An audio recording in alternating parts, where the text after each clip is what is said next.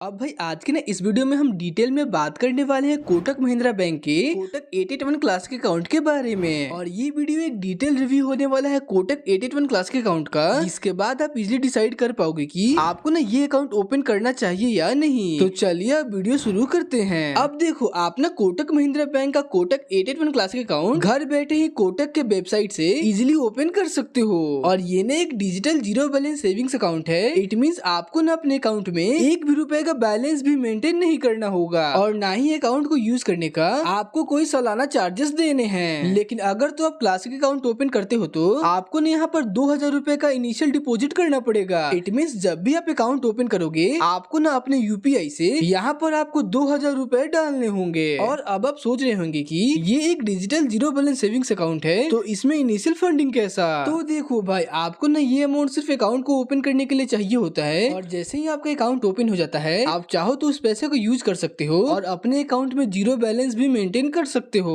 और अब interest rate की बात करें तो आपको ना आपके एक्टिव मनी पर 5.50% पर एनम तक इंटरेस्ट मिल जाता है। और इसके बाद अब हम बात करें, अगर तो आप ब्रांच में जाकर कैश ट्रांजेक्शन करते हो तो आपको वहाँ पर क्या लिमिट दिया जाता है। अगर आप ब्रांच में जाकर कैश डिपॉजिट या कैश विड्रॉ करते हो तो आप हर महीने एक ट्रांजेक्शन या 10,000 तक ट्रांजेक्शन बिल्कुल फ्री में कर सकते हो। यानी इस लिमिट के अंदर आपको कोई भी चार्जेस पे नहीं करने पड़ते। लेकिन जैसे ही आप एक फ्री ट्रांजैक्शन या 10,000 की मंथली लिमिट क्रॉस कर देते हो तो उसके बाद आपको पर 1000 पे 5 रुपए के हिसाब से चार्जेस पे करने पड़ेंगे। और यहाँ पे ना मिनिमम चार्ज 150 रुपीज रखा गया है। इट मीन्स अगर तो आप 10,000 रुपए से 5 रुपए भी ज्यादा डिपॉजिट या विड्रॉ कर रहे हो तो आपको वहाँ पे 150 रुपीज का चार्ज पे करना पड़ेगा। अब ये तो सारी बातें हो कि अगर तो आप ब्रांच में जाकर कैश ट्रांजेक्शन करते हो तो आपको क्या लिमिट मिल जाता है। और अब ना हम बात कर लेते हैं डेबिट कार्ड और उसके चार्जेस के बारे में। आप जैसे ही अपने अकाउंट ओपन करते हो आपको यहाँ पे तुरंत वर्चुअल डेबिट कार्ड मिल जाता है। और बात करें वर्चुअल डेबिट कार्ड के इश्यूएंस की तो आपको इसके लिए कोई भी चार्जेस नहीं देने पड़ते।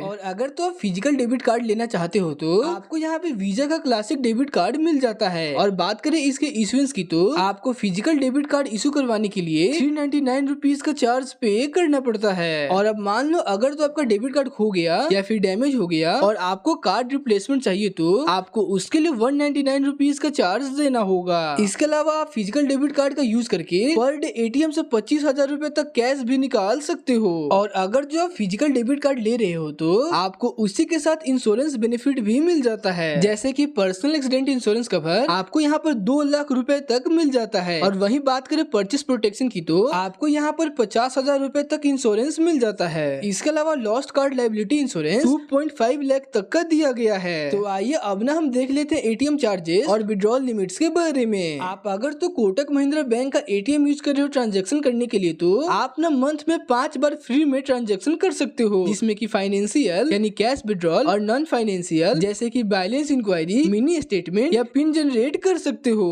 और वही अगर तो आप मेट्रो सिटीज में रहते हो और किसी दूसरे बैंक का एटीएम यूज कर रहे हो ट्रांजैक्शन करने के लिए तो आपको यहाँ मंथ में 3 ट्रांजैक्शन बिल्कुल फ्री में मिल जाता है, जिसमें कि फाइनेंशियल और नॉन फाइनेंशियल ट्रांजैक्शन दोनों ही इंक्लूड होते हैं। लेकिन अगर तो आप नॉन मेट्रो सिटीज में रहते हो और किसी दूसरे बैंक का एटीएम यूज कर रहे हो ट्रांजैक्शन करने के लिए तो आपने यहाँ मंथ में 5 बार फ्री में ट्रांजैक्शन कर सकते हो। और इसमें भी फाइनेंशियल और नॉन फाइनेंशियल ट्रांजैक्शन दोनों ही इंक्लूड होता है। और अब मान लो अगर तो आपने ट्रांजैक्शन का फ्री लिमिट क्रॉस कर दिया और उसके बाद भी आप ट्रांजैक्शन करना चाहते हो तो आपको पर फाइनेंशियल ट्रांजैक्शन 23 रुपीज का चार्ज देना होगा। और वहीं पर नॉन फाइनेंशियल ट्रांजैक्शन आपको 10 रुपीज का चार्ज देना होगा। इसके अलावा अगर किसी भी कारण से आपका एटीएम में ट्रांजैक्शन डिक्लाइन होता है तो आपको इस केस में 25 रुपए का चार्ज पे करना पड़ेगा। तो आइए अब ना हम पासबुक और चेकबुक चार्जेस को भी देख लेते हैं। आप कोटक 881 क्लासिक अकाउंट में फिजिकल पासबुक लेते हो तो आपको उसके लिए 100 रुपए का चार्ज देना पड़ता है। लेकिन वहीं अगर तो कोई सीनियर सिटीजन फिजिकल पासबुक के लिए अप्लाई करते हैं तो उन्हें सिर्फ 75 रुपीज का चार्ज ही देना है। इसके अलावा अगर तो आपको चेकलिस्ट चाहिए तो आपको पर चेकलिस्ट 5 रुपीज का चार्ज देना पड़ेगा। और वहीं अगर तो आप 25 लीफ वाला चेकबुक ले रहे हो तो आपको उसके लिए 125 रुपीज प्लस जीएसटी का चार्ज देना होगा। और इसके बाद अब हम स्टेटमेंट और एसएमएस चार्जेस की बात करें तो आप अगर तो ईमेल पर स्टेटमेंट लेते हो तो आपको उसके लिए 1 भी रुपए का चार्ज नहीं देना पड़ता। लेकिन वहीं अगर तो आप बैंक से फिजिकल स्टेटमेंट लेते हो तो आपको उसके लिए 100 रुपए का चार्ज देना पड़ता है। और इसके बाद एसएमएस चार्जेस की बात करें तो आपको यहाँ पर मंथ 30 एसएमएस बिल्कुल फ्री में मिल जाता है। और अगर तो आपने एसएमएस की फ्री लिमिट क्रॉस कर दी होगी तो उसके बाद आपको पर SMS 15 पैसा का चार्ज पे करना पड़ेगा। लेकिन अगर तो आप अपने अकाउंट में 5,000 रुपए तक बैलेंस मेंटेन करते हो तो आपको यहाँ SMS के लिए कोई भी चार्जेस नहीं देने पड़ते।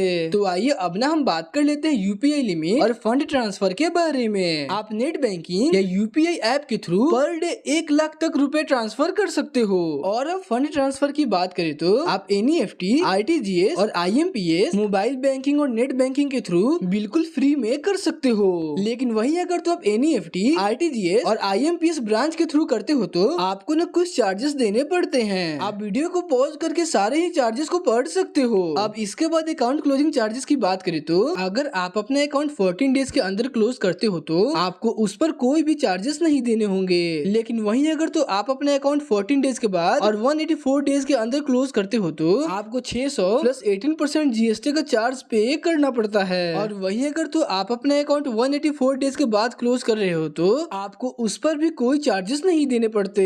तो चलिए अब लास्ट में बात कर लेते हैं एलिजिबिलिटी क्राइटेरिया के बारे में। तो अगर तो आप ये अकाउंट ओपन करना चाहते हो तो आपकी एज मिनिमम 18 साल होनी चाहिए और साथ ही आपके पास एक इंडियन रेसिडेंट भी होना चाहिए। इसके अलावा आपके पास एक एक्टिव मोबाइल नंबर भी होना चाहिए और साथ ही आपका मोबाइल नंबर आपके आधार कार्ड से लिंक्ड होना चाहिए। और अगर जो आपका नंबर आपके आधार से लिंक्ड नहीं है और आप घर बैठे अपना नंबर अपने आधार कार्ड से लिंक करना चाहते हो तो आप ये वाला वीडियो चेकआउट कर सकते हो। वीडियो का लिंक आपको डिस्क्रिप्शन बॉक्स में या वीडियो आपको आई बटन पर शो हो रहा होगा। तो चलिए अब एक एक करके बात कर लेते। अगर तो आप ये वाला अकाउंट खोलते हो तो आपको कौन सा डॉक्यूमेंट देना पड़ेगा। तो देखो भाई, यहाँ पर अकाउंट ओपन करने के लिए सबसे पहले आपके पास आधार कार्ड होना चाहिए। इसी के साथ ही आपके पास पैन कार्ड भी होना चाहिए और साथ ही एक पासपोर्ट साइज फोटो भी होना चाहिए। और इसी के साथ हमने इस अकाउंट के सारे इंपॉर्टेंट पार्ट को कवर कर लिया। बाकी अगर जो चैनल पे नए हो तो मेक श्योर सब्सक्राइब कर लेना, क्योंकि हमें ना बहुत जल्दी हिट करने हैं 1K सब्सक्राइबर। मैं मिलता हूँ आपसे नेक्स्ट वीडियो में एक नए टॉपिक के साथ। तब तक के लिए हैप्पी बैंकिंग।